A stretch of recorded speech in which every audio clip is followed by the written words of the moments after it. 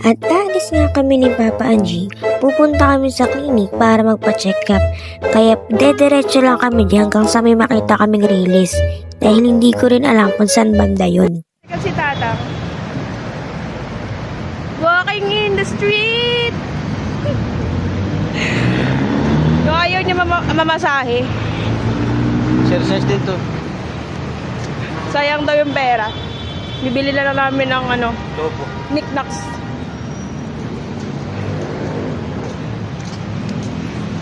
Yung ibig sabihin ng ATM, at the moment. At the right moment. Wala pa namang ulan, guys. Waiting pa kami. Tatay. Kinakabahan na daw siya, guys. Paano pala kasi ng loob niya? Kakantahan na lang natin siya ng Very Rich Moment. Tama ba yung lyrics ko? Siyempre, mali.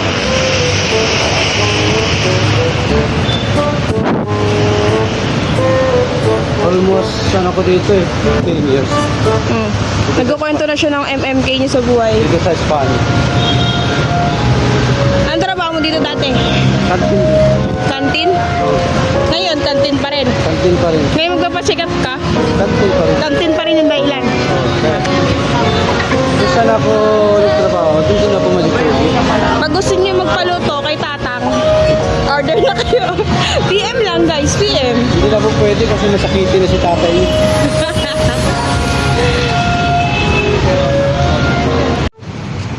Tama.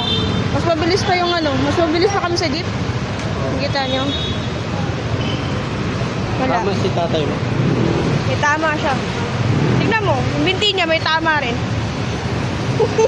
May tama? Kumpadre, vlog daw namin yung pangyayari sa kanya ngayon eh. Baka mag-alala yun. Si Chong Harold. Hindi nakakilala sa akin, huwag kayo mag-alala. Malakas pa to.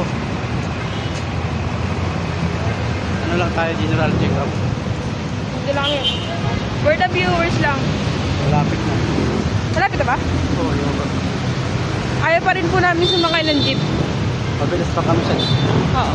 Kasi traffic. Ito po yung 4 base. Ano to? 4 base. Ano yun? Ito yung 4 base natin. For base. Yes, yeah. Along the Espanya. Magpapacheck up. Kay Dr. Melo. Ano yun eh? Ayun po, mag-ano ka na lang ako sa skin.